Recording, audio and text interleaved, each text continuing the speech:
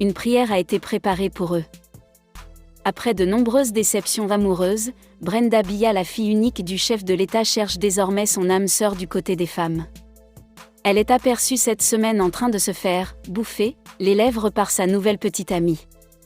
Brenda Biya double sim, c'est le moindre mal auquel on pouvait s'attendre de la fille à scandale du Palais de l'Unité.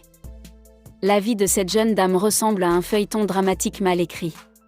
Crise de folie, drogue, alcool, Brenda Biya a habitué les Camerounais à toutes ces perversités. Son petit frère Junior non plus ne serait pas sain d'esprit. Il souffrirait également de nombreuses crises psychiatriques. Très remonté contre les proches collaborateurs de Paul Biya, l'ancien élément de la garde présidentielle devenu lanceur d'alerte, Patrice Nouma dénonce la manipulation dont sont objets les enfants du couple présidentiel.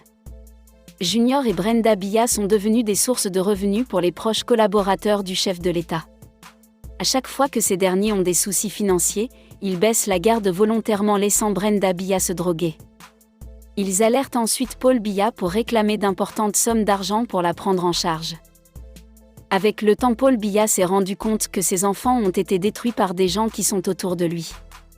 Si je suis garde du corps d'un enfant, comment est-ce que cet enfant va prendre la drogue ? Les enfants de Chantal Biya sont devenus des échanges. Pour que des gens gagnent de l'argent, il faut qu'on aille leur dire qu'elle, Brenda Biya, note de la rédaction, a une maladie très grave, elle pète les plombs. Il faut 1 milliard, révèle Patrice Nouma. Aussi longtemps qu'il y aura de l'argent à se partager, les enfants sont calmes. Dès qu'il leur manque de l'argent, ils instrumentalisent les enfants, rapporte le lanceur d'alerte. Dépassé par la situation malheureuse des enfants de Paul Biya, l'avocat et pasteur maître Christian Bomo avait préparé une prière spéciale pour Brenda et Junior. Je suis très peiné de la souffrance de la fille de notre président de la République, Brenda Biya. La compassion n'est pas seulement réservée aux pauvres en difficulté.